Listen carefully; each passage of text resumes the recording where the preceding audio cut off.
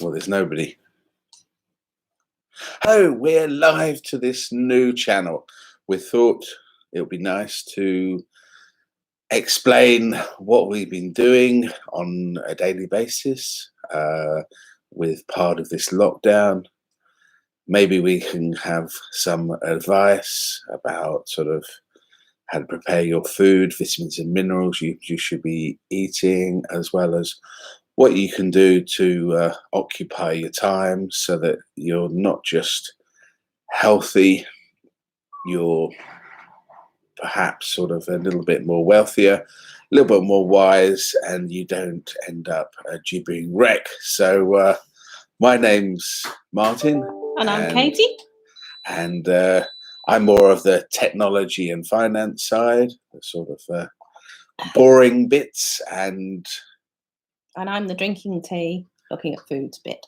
so she's the sort of making stuff and the things that probably are needed at this time when it's a lot of sort of basic roles, hands-on roles. I mean, one of the things probably now is to probably just spend a little less time on watching these news reports because they're becoming reasonably insane. There's a lot of things that have been done that should have been done a long time ago. There's probably a lot of condensed information which more detail should have been gone into. So we have what? Well, I mean, the major thing that you have to root around to find is that those people that are vulnerable, and it seems that sort of most people are vulnerable. I think it's the main thing is to still keep fit. I think you can go for walks outside, but I think there's sort of more fitness inside, both on the physical side or as well as the mental side. It's probably worth looking on the internet to maybe learn a brand new language, or maybe it's sort of to do some question and answers. I mean, it's an ideal time to learn a new skill, or maybe sort of invigorate those brain cells, because if you can dive away from reality for a few hours, that's a lot better than sort of it dragging on. And by what we have yet to reach the inflection point. I think that will probably be about a week and a half, and then you're going to come down the other side. So we're probably looking at a minimum of 5 weeks before they sort of relax people coming out. I mean, it'll be a lot easier if we had the mechanism for non-frontline staff to have the relevant tests, so that we can say, well, we've had COVID-19, and then we can get back to life. The whole problem with that is that I don't think there's a test to say that you're still contagious. Maybe you've had it. So I suppose it's just sort of keeping active. And I suppose we've got 2 young daughters that are homeschooled at the moment. It's sort of breaking up that enough schooling so that they're ready and they haven't missed anything for when they get back to schooling.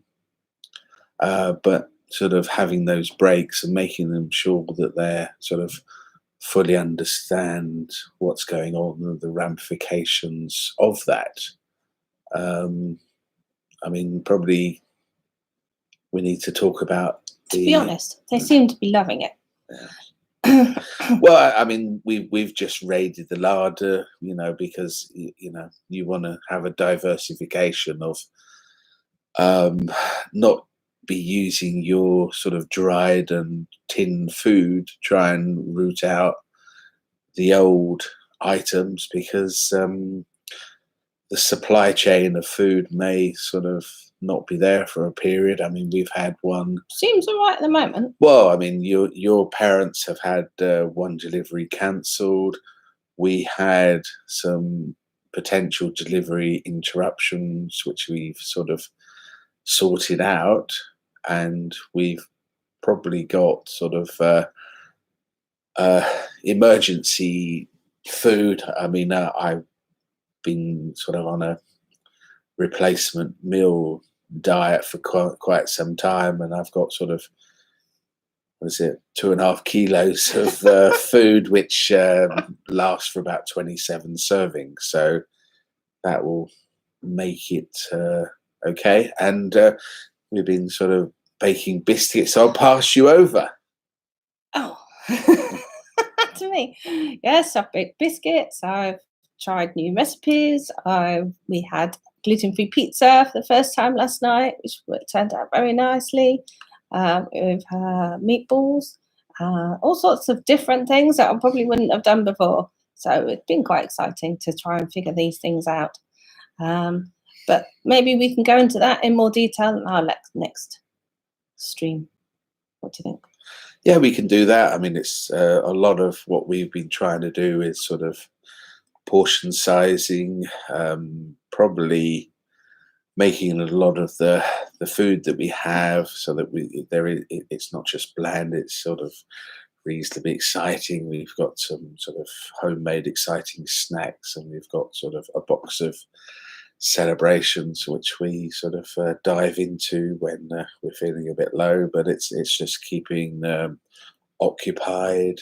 And if you do get a chance, always stuff to do.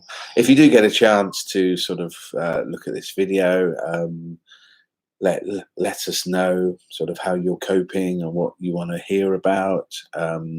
I'm sort of reaching out to the wider sort of local populace about having a service where people can have a brief talk and chinwag using a lot of free open source or sort of limited products that are out there like Skype and Zoom, etc., so that people aren't really isolated. I mean, the only thing I have concern is that where we are, I haven't heard any ambulances or police cars or any services going round sort of, having a look at vulnerable people and people that are old.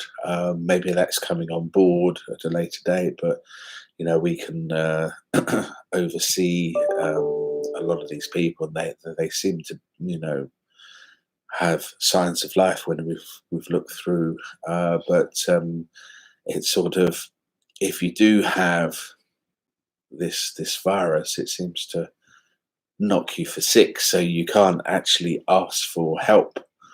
And with these phone lines, you're probably put on hold for hours and hours and hours because they're all swamped with other things. And I think a lot of the 111 and 999 services have been sort of moved to more pressing factors. So with that note, I'm going to try and circulate this on YouTube to get some more followers. So goodbye from me. And from me. And it's goodbye from her. Goodbye.